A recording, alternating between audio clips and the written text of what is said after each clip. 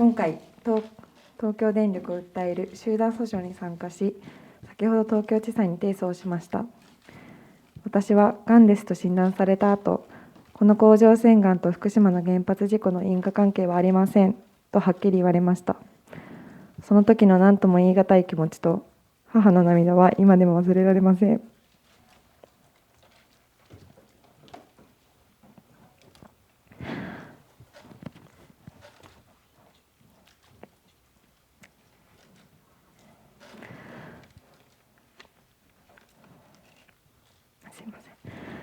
がんと診断される前は、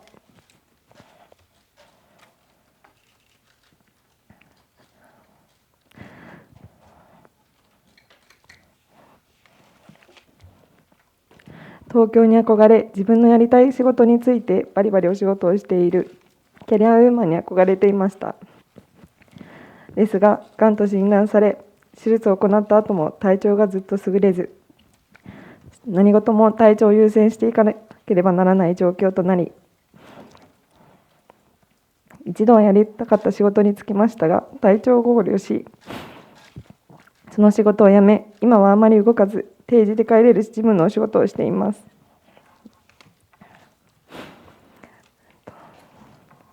今回の裁判では、原告の6人のうち4名は再発、転院をしています。やはり私と同じく、行きたい大学や就きたい仕事を諦めた人、がんということを理由に正社員として雇ってもらえず、苦しんでいる方もいます。また、私たちは震災当時もあった避難者に対する差別があったこともあり、この事実を人に話すことで、差別を受けるのではないかと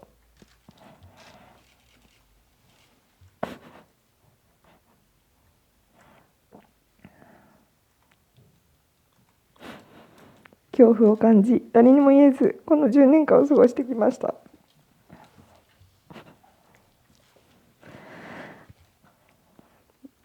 私たちと同じ状況の子どもたちが今約300人います。私たち以外の苦しんでいる子どもたちのためにも、私たち6人が声を上げることでこの状況を少しでも変えたい、そんな気持ちでこの裁判に挑んでいます。少しでも良い状況になることを心から願っています。また最後に、このように私たちを支えている方々がいることは私たちにとってすごく大きな励みとなっています。支えてくださっている方、また弁護士の皆さんには心から感謝しています。以上です。今日は裁判当日ということですが、残念ながら私は仕事で参加できませんでした。代わりに母がいろいろと語ってくれたと思います。私一人では裁判をしようとは思わなかったので、弁護士の先生方をはじめとする関係者の皆様にはとても感謝しています。長い道のりにはなると思いますが、共に戦っていきましょう。私は2回甲状腺の手術を受け、まだ完全に治療は終わっていません。今は精神面、体調面で不安定になることが多く、将来がとても不安です。結婚や出産面に関しても同様です。すごくネガティブになっています。今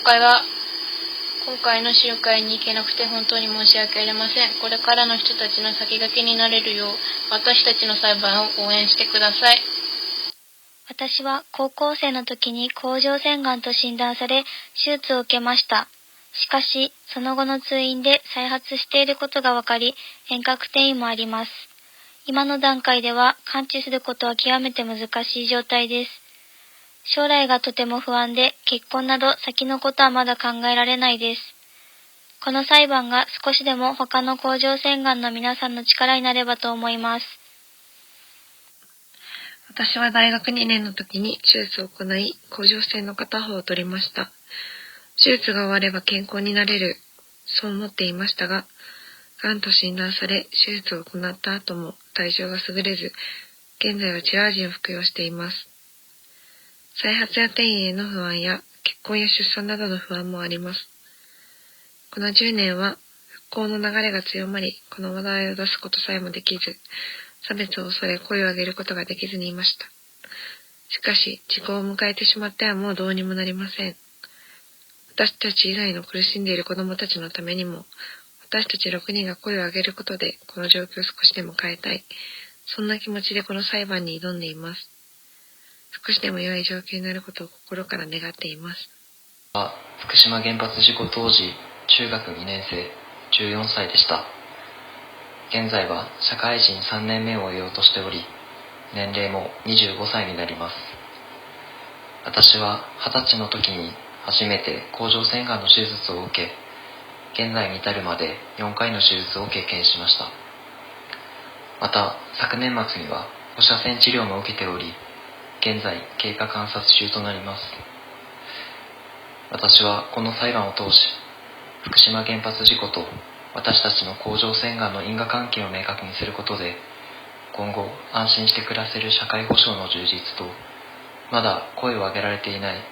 甲状腺がんに苦しむ方々の救いのきっかけになりたいと思っております。そのためにも皆さんのご協力、ご支援が必要です。どうかお力添えいただきますようお願いいたします。